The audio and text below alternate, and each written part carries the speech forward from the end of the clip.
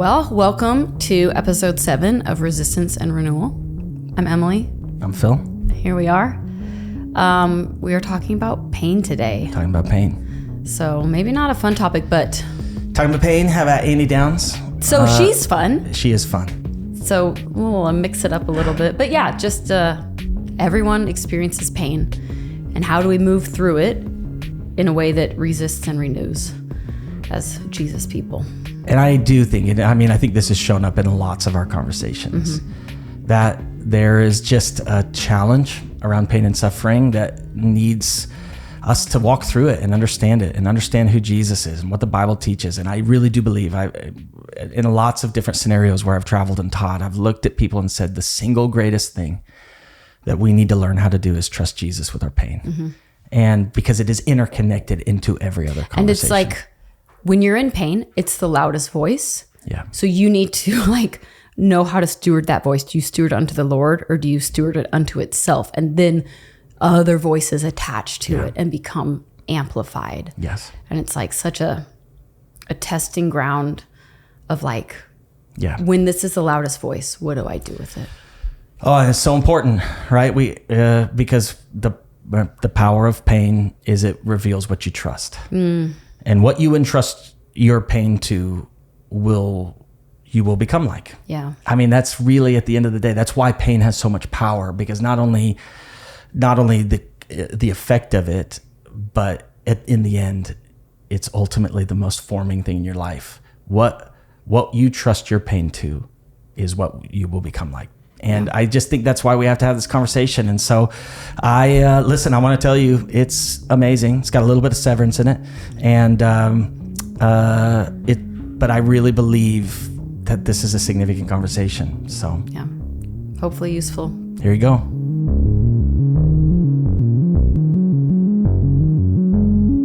Do it, Seth.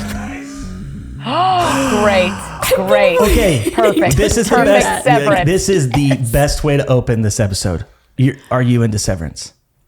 100%. How can you not? The storyline, the visuals. I also guys. think we have to just say we don't condone the language. This was sure. Yeah. We also need to say we don't condone spoilers. So we're giving you a spoiler alert. There's a little bit of a spoiler alert. That is such a good show. I have a lot of friends who don't like season 2. I like season 2. I think we'll really like season 2 when we see what happens in season 3. I agree. Here's one thing I saw in the very first episode of season 2. We were kind of disappointed, but I realized it was because we are only seeing one side of the story, and it's actually the disappointment is what draws you into being like, oh, this is so complex that there are So two good. stories, and until I see the other side of it, it's disappointing. And it was just everything's so intentional. Can I just say, the way the finale of season 2 ended, I will not do a crazy spoiler alert.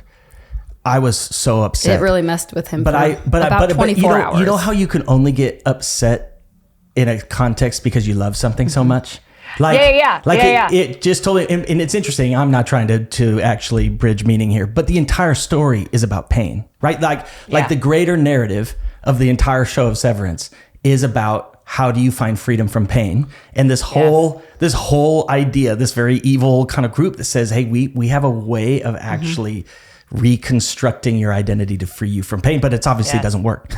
Well, but also, that's a great segue, but they're only evil in your eyes because you see the consequences of what they're doing. But I think you could say that they initially started off not trying to solve a problem. That's a weird position to take, Emily Manginelli. I'm just saying, if I'm equating it with secularism, I appreciate your kindness. It is towards Keir. No, not the cult side of it and the dancing goat, but the idea that you're like, hey, we can offer Those people waffle parties. The waffle parties. I condone the waffle parties. I don't. But the idea that that we can help people absolve their pain through this way and not count the cost. Yeah. Maybe it's the amazing nature of the show. And listen, for those who haven't watched Severance, we're going to move on. But it is Wait, I have to ask one question that will not spoil anything. Yes, go for it.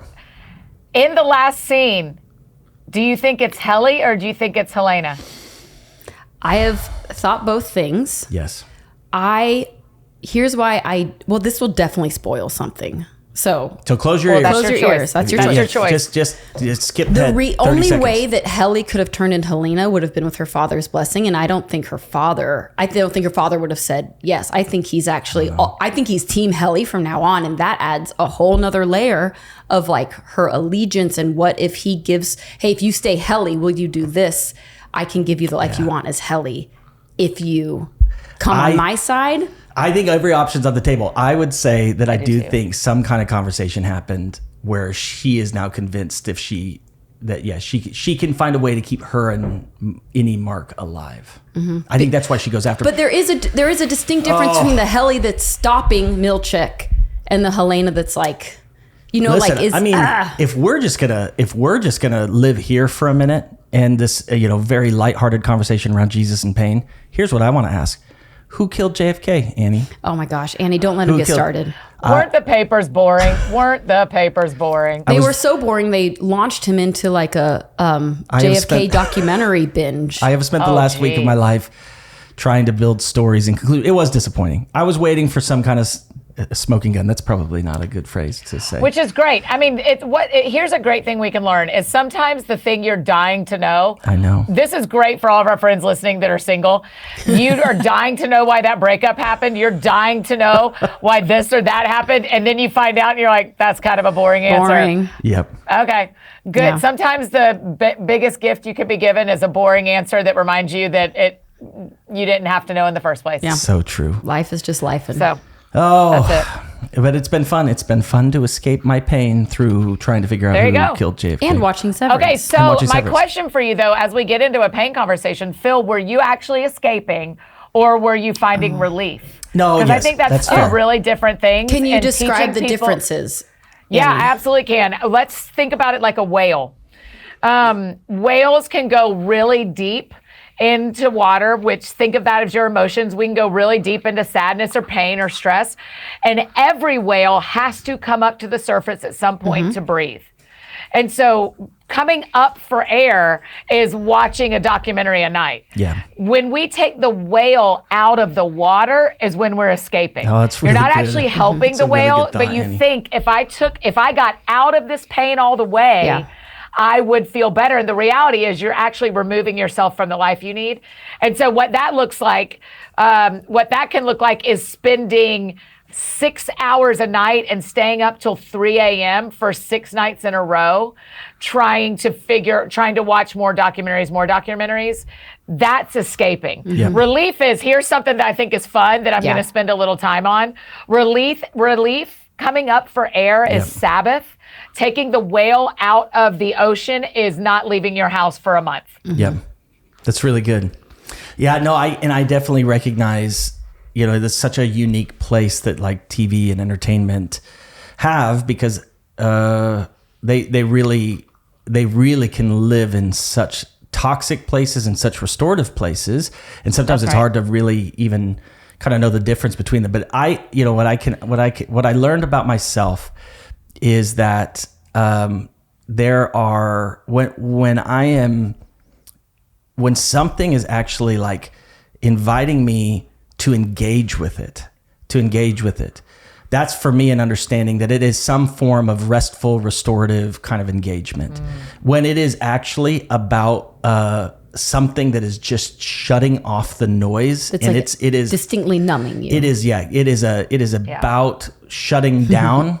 And certainly maybe there are small moments where that is helpful in and of itself.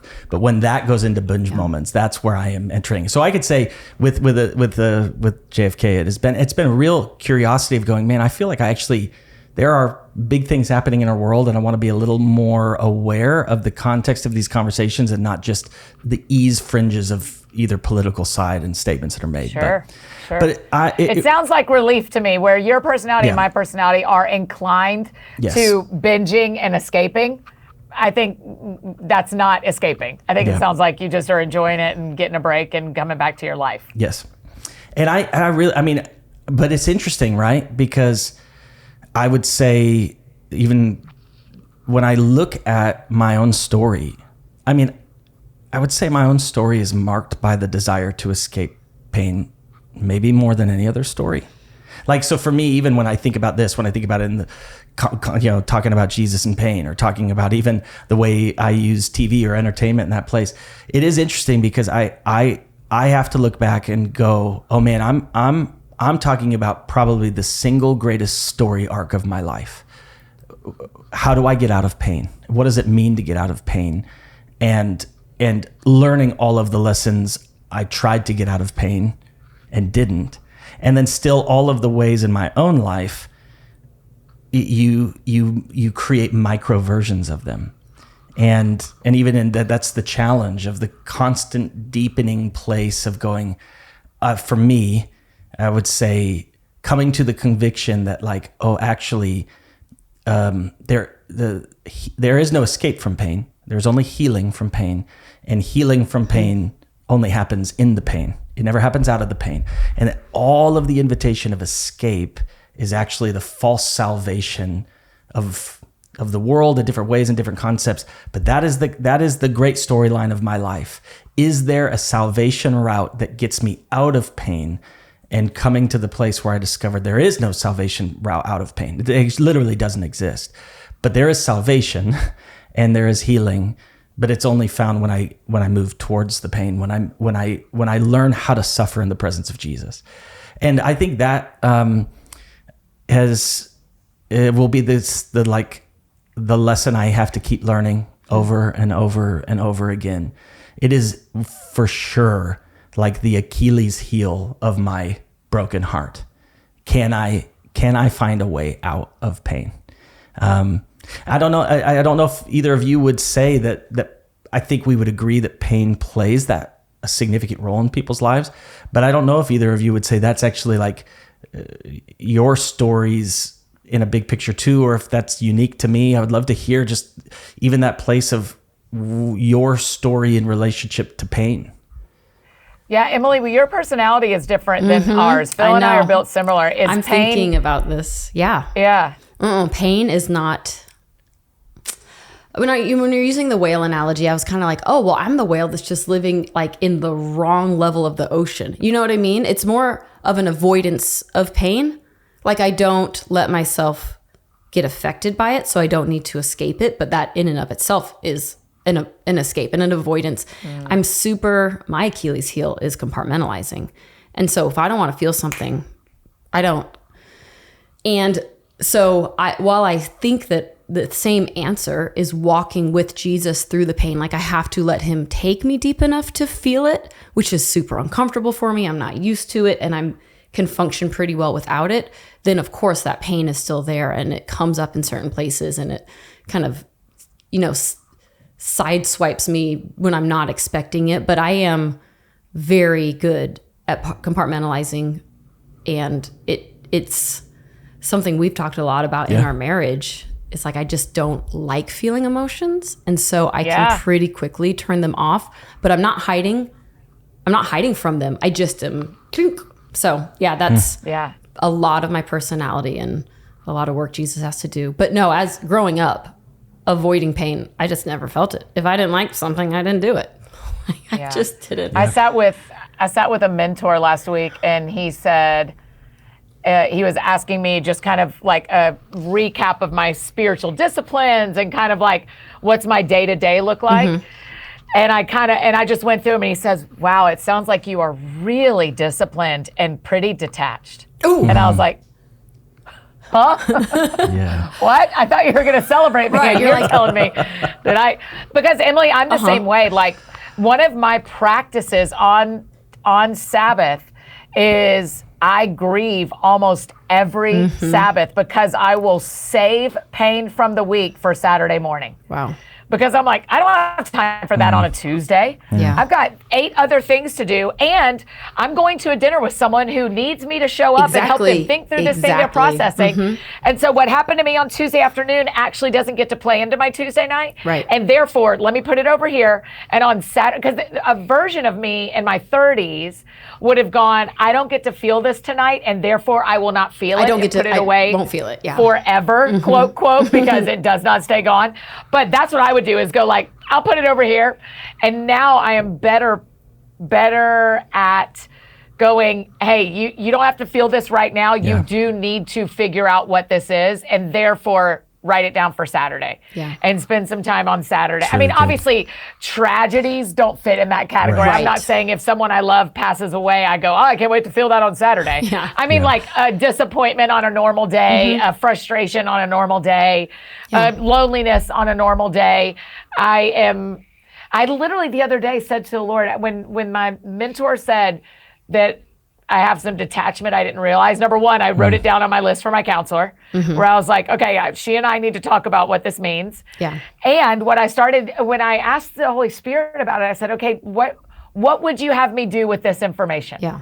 What would, because much like you, Phil, I'm kind of like a hybrid of the two of you. Yeah. Mhm. Much like you, Phil, I want to avoid it if possible, but I know that does not heal it. Yeah. And so I said to the Holy Spirit, what would you have me do with this information? And I knew immediately it was about trying not to feel pain, that I have detached in some ways to try not to feel pain. Yeah. Yeah. And the sentence that I felt like the Holy Spirit gave me to start praying, I mean, Scripture says the Holy Spirit when we groan, He pray, like words we don't know and understand, He's praying on our behalf. And this sentence came to me that was a prayer for me to start praying, Lord, I'm willing to be soft. Even though I'm technically not. Right. I'm praying that prayer. Yeah. Yes. Totally. I knew to start praying. Yeah. Hey, make me willing. I am willing. What would it take for me to be? Yeah. And because I think my detachment, for a mentor to point that out in conjunction with my disciplines, is saying you've set up a really good life that can only go so far. And so you have to reattach your heart and reconnect your heart Right. in order to hold the things. I mean, that scripture in Psalm 126 that says they go out weeping and come home with armloads of blessings, laughing. I won't have the muscles to hold the armloads if I stay unattached to the sadness or to my heart or to the feelings. And so that is what I'm praying every day. I don't know that I'm any different. It's only been 2 weeks. But what I'm praying every day is I'm willing to be soft. If there's a hardness in me, I'm willing to be soft. Show me where that needs to happen. Well, and I think, just as I'm listening to the two of you, like I think it narrows in on what is actually shared, not just by the three of us, but I think is shared by everybody, is right. Part of Emily, your unique personality is kind of even a willingness to run towards things that might be painful because you have this superpower, which is also a super evil power at times, depending how it's used. Yeah. To take that pain and compartmentalize it for a rainy day that will never come. Super evil power. I mean, What am I? I'm just Lumen? saying, maybe you liked them. So, but that place of there's a healthy expression and a very unhealthy expression of it, like That's that right. can happen in all of our lives. But the point is, and even what you were saying, Annie, that detachedness or hardness and this like contending for softness, it's what we all are saying is that the tension, actually being in the emotional tension that is willing to experience my suffering and Yes. is what none of us, that's the part. And I don't have those compartmentalized abilities. Only in times of maybe like maturity out of care for others. Maybe there it can go, but outside of that, It's almost like you have a spiritual adrenaline that when it kicks Yes. in, you can. But without and it that, also has a healthy and an unhealthy Yeah, it does expression of not. it. But it's that place of being present with a pain I am powerless to fix on my own. I think, and knowing that all of us are going to feel different pains in different ways. There will be pains that aren't that painful for me, that are quite painful for you, Annie, quite painful for you, Emily, in different ways from the two of us, right? So it's describing that there is a suffering of soul that uniquely I am afraid to sit powerless in and to feel, because it ultimately, those sufferings for me speak to my identity and my value and my significance and my worth and my future and my desires and then actually how much of my life is like, how do I, when I was younger, or especially in my prodigal season, like really really broken or divisive things to even things that are just far more manageable. It's like the picking up the tool of self-comfort to try to mitigate the seasons I feel powerless in. And how that's all these different versions of trying to escape, but it's the tension. It's in the moment of the tension. And it's like, as human beings, we don't know what to do with it. It's why we have such a problem with pain. It's why we have such a terrible, it's ultimately, secularism is all, again, it's all about finding, how do you find salvation from pain? And all of its ideas are wrong, but we buy into them. And it's all about this place of going, so we have a very underdeveloped theology around pain. We don't have a biblical understanding of pain. We don't even know who God is in pain.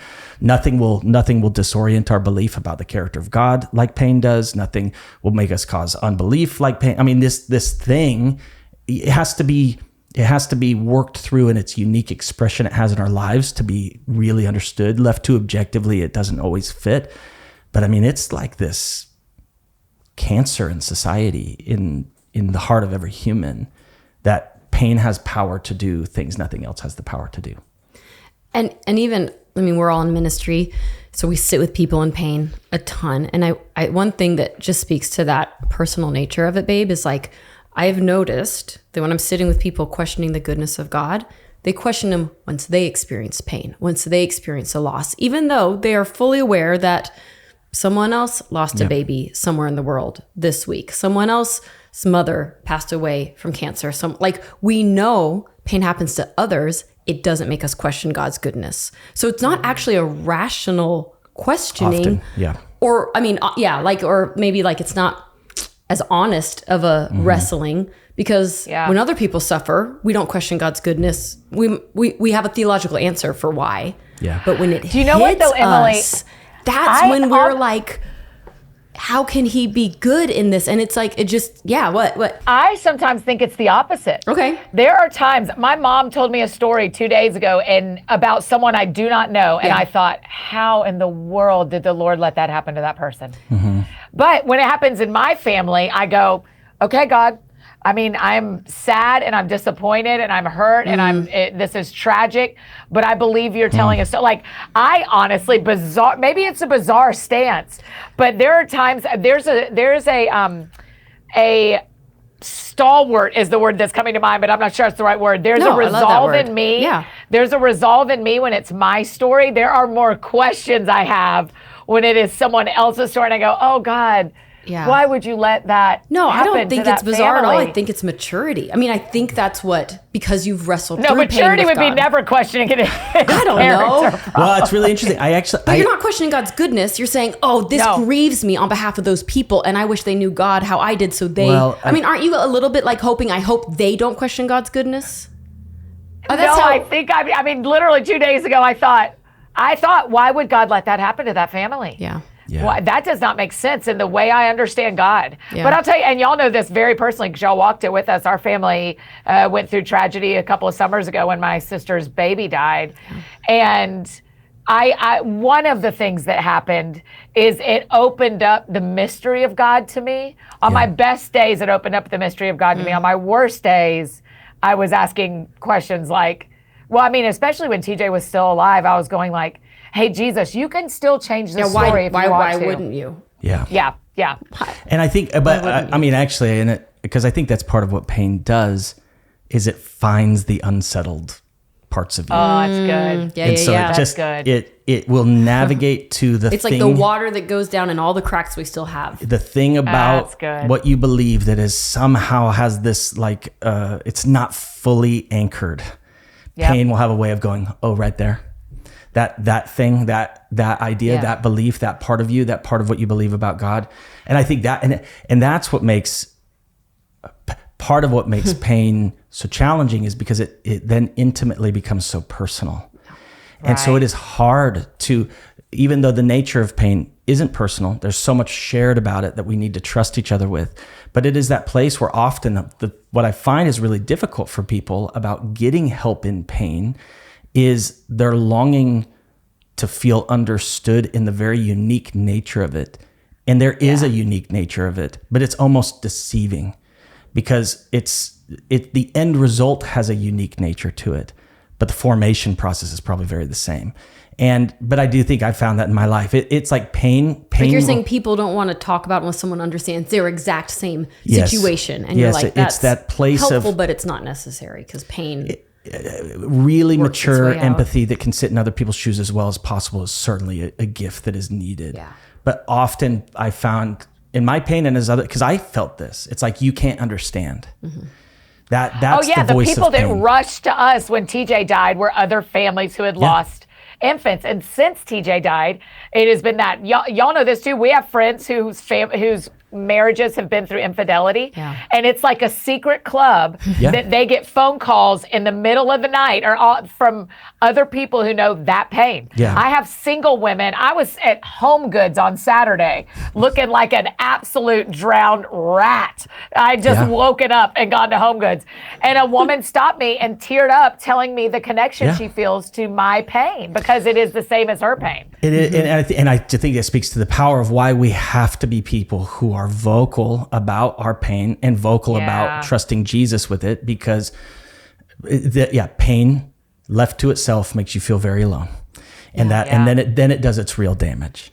And it's that place, because even like a couple of months ago when I was one of my teachings at church, I shared about how I've wrestled through having low self-image at times in my life, which I have. Like, I don't, it's like genuinely having a very condemning voice towards myself, having a very self-hating position at times, not constantly through my story, but there are seasons where I have lived in these places where when I look in the mirror, I hate what I see, but not just physically, though that was true, but just like there's this wrestle I've had. And man, I mean, the amount of men in our church who I've had just such meaningful, because we're not alone, and but often we don't know how to bring our pain to the table when we do feel alone. And it's why the beauty of just as we actually invite people into the stories of our suffering, it has so much power and authority. But it is so wild. Pain will just instantaneously make you feel alone in the world, really alone in the world. Yeah, which is why I think it is so important that we have to reclaim suffering as a church, not only because there's a whole redemptive side that often never gets experienced, but it is the place of standing against that great lie that I think is terrorizing the community of Jesus, which is that they're alone in their pain. And I think we just have to go, and even though there are uniquenesses that will never, there are uniquenesses that are hard to describe, hard to put down on paper, but what we anchor ourselves in is that there is one who knows, and Jesus really knows. He is familiar beyond my comprehension with all of my sufferings. And not only does he know it and know me, but in and through him, I can find others who can stand with me in those stories.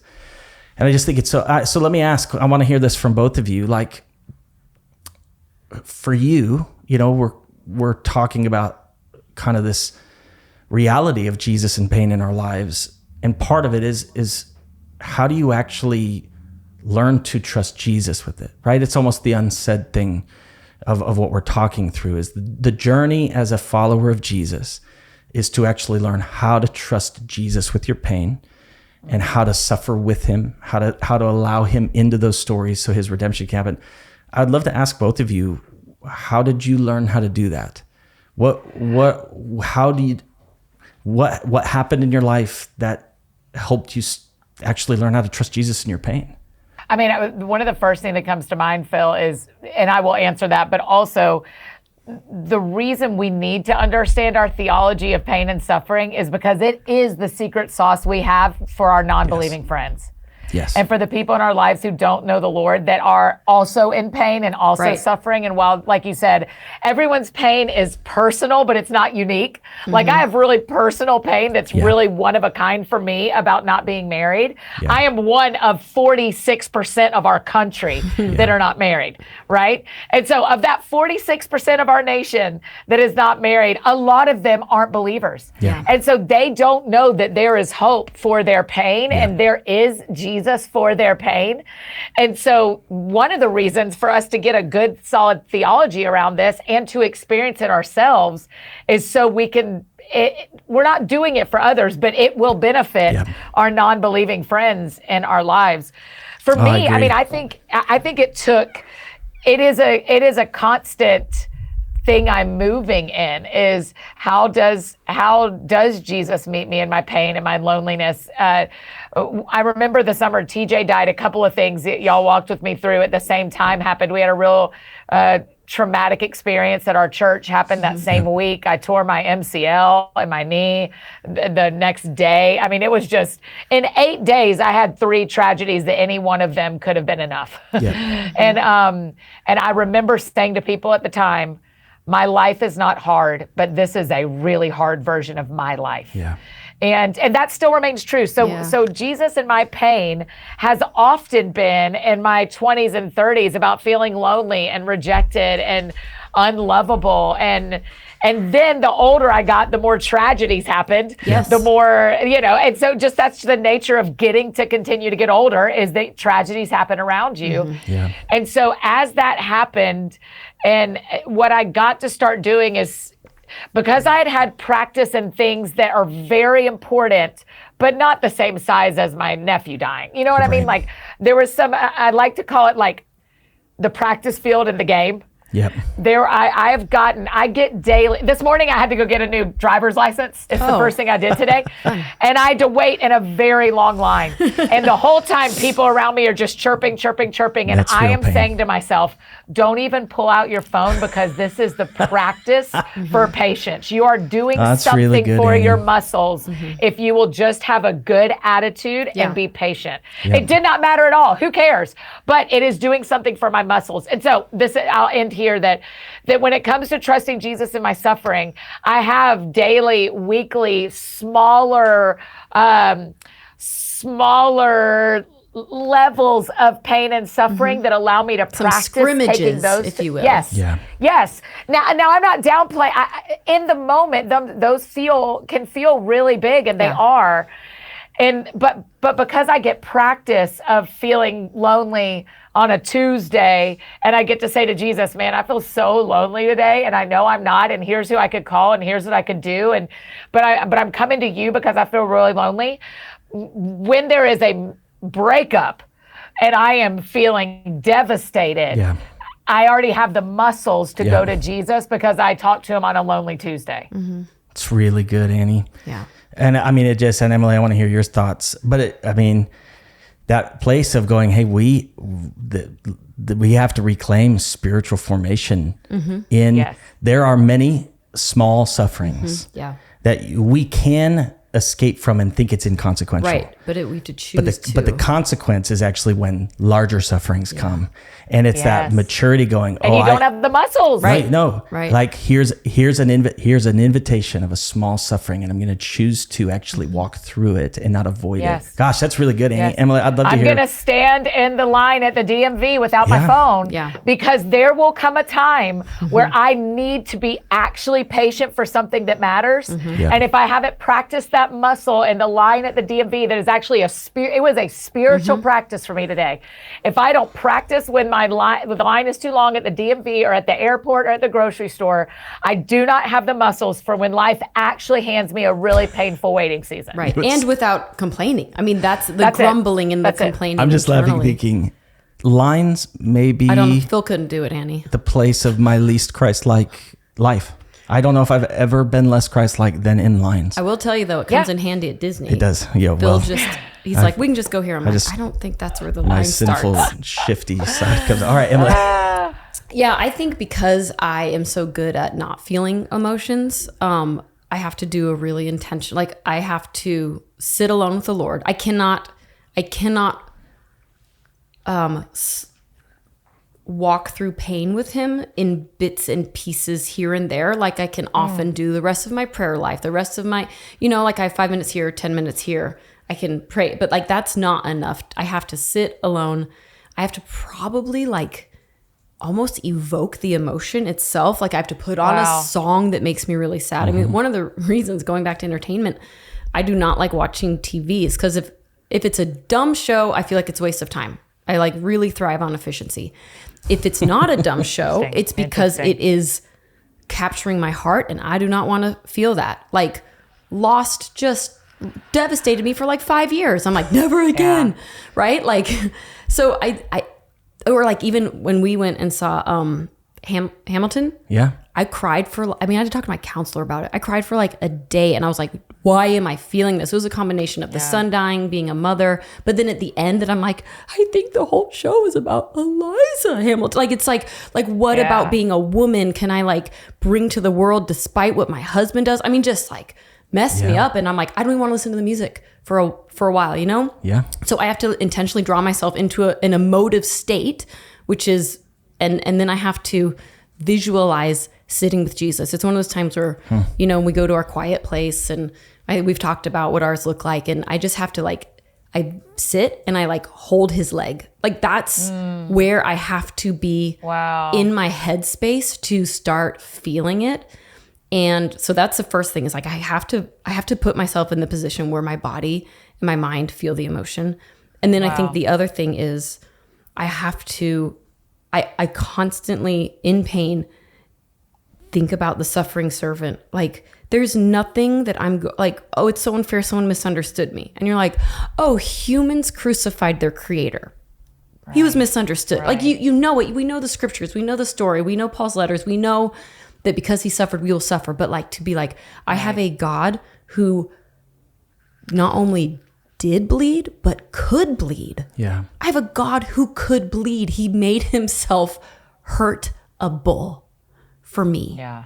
So when I am, as much as I might feel like God isn't speaking, and having a word from the Lord in those moments is like the biggest, drink of water, but sometimes you don't get them. Yeah. Yep. And you're like, but knowing that like, oh, he actually chose to suffer, it becomes less theology and more of like, I actually can't believe how good he is. Yeah. And then you have to feel it. You can't feel pain for other people. You can't think your way out of it. Like you have to sit in pain for long enough for it to move through. I mean, how we treat pain is the resistance, right? Like that's what the podcast is called. The difference in us, if we want to talk about resistance, the difference in believers and in people who don't know Jesus, one of the big differences is what you do in pain. It's so and true. So this is how we push up against the world in a way that pushes the enemy back and invites our non-believing friends forward. It is so true. And it's not offensive. I mean, sometimes the gospel is offensive. We don't have to apologize for it, but like, hey, this is like the biggest open invitation that people are drawn to. Yeah. And I think it speaks to the hope, right? So yes, the vision of like part of following Jesus is I am going to resist the false patterns of the world that are offering false escape routes to pain. But I love when Paul says, I want to know Jesus in the heights of the resurrection. I want to know him in the depths of his suffering. And Paul talks a lot about there's a knowing with Jesus in death, in struggle, in suffering. And I don't think it's just objective or idealistic or a way of communicating the gospel. Like I think, and I've learned this, and I think the wild thing to me is I would say most, if not all, of the most significant, sweet, restorative and healing moments of the presence of God in my life have happened in suffering. And I was just thinking, last Sunday I taught on the presence of God, and I was thinking about in the hardest seasons, it's when Jesus, met us with his presence and I know this is a sacred story of our life, but the marking moment Emily was pregnant with a son who miscarried 16, 17 weeks into pregnancy. And we were newly here in Atlanta. It was connected to a feeling very alone for me, very disoriented. All of my frameworks of relationship were gone, it felt like. And I felt like I was failing in life, period. And then this really difficult story, feeling lost. And, Emily and I, after she had given birth to Peter and they had taken him out, and we're sitting in that room. And I don't know, we just started to worship. I think we just didn't know what else to do. And the presence of God, like, it was crazy. It was just, those moments are real.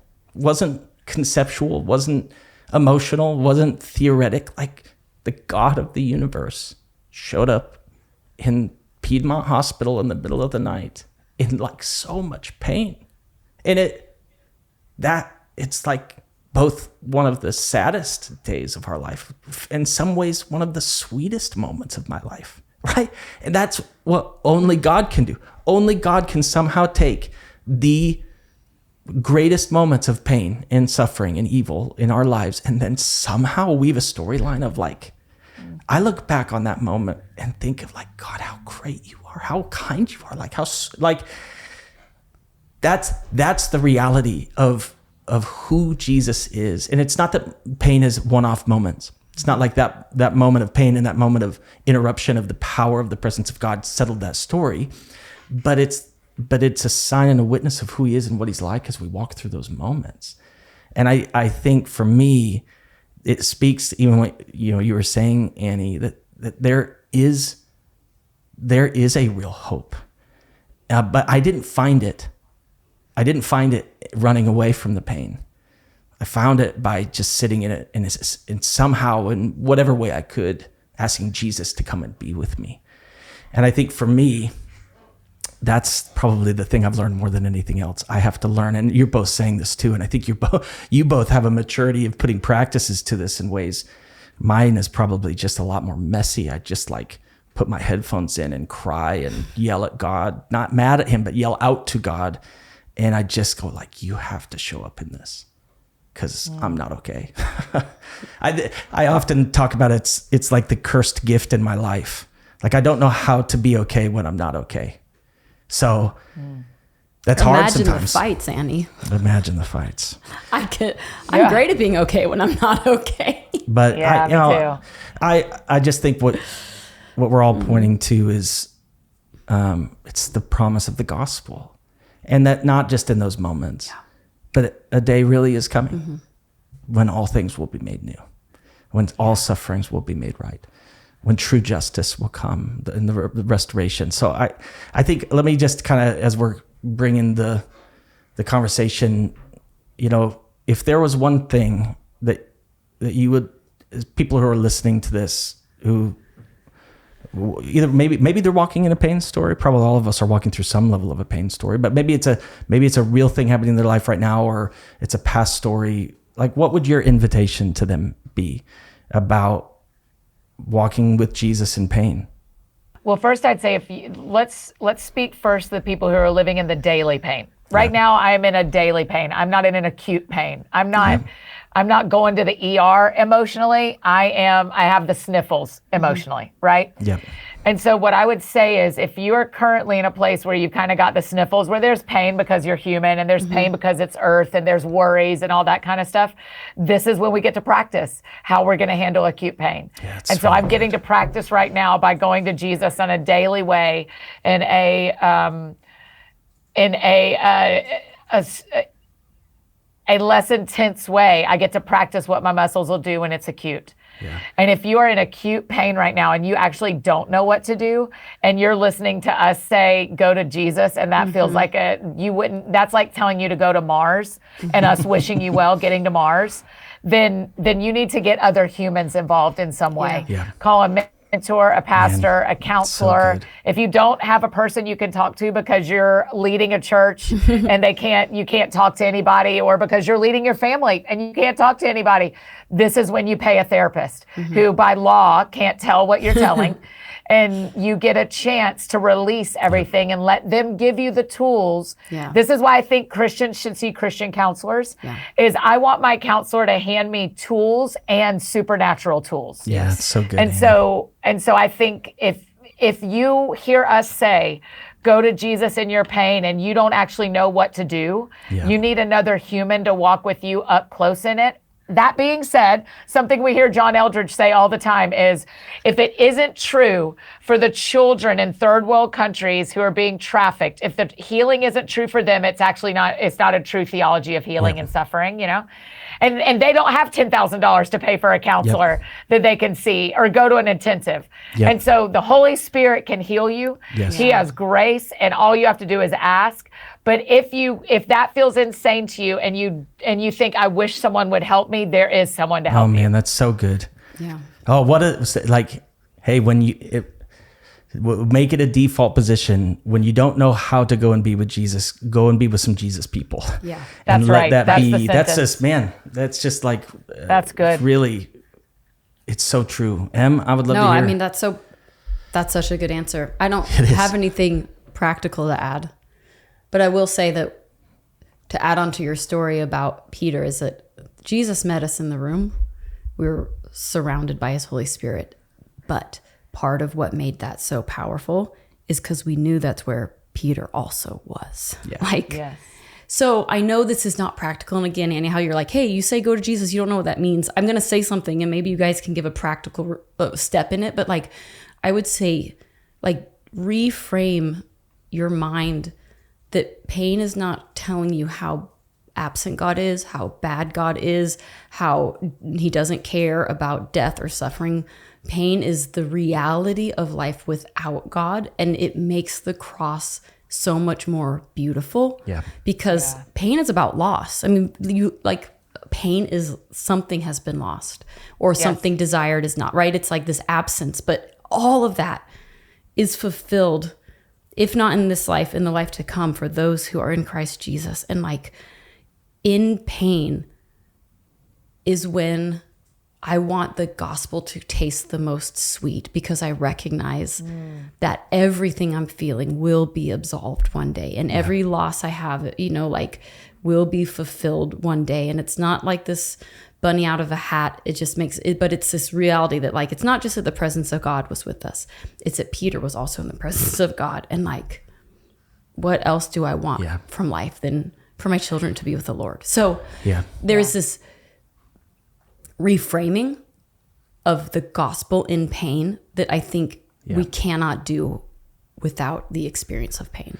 It speaks to, and he even talked about this, what John Eldredge said, and it's part of the unique nature, right? The communities I know who have trusted Jesus the most with their suffering are those who have suffered more than I could ever imagine.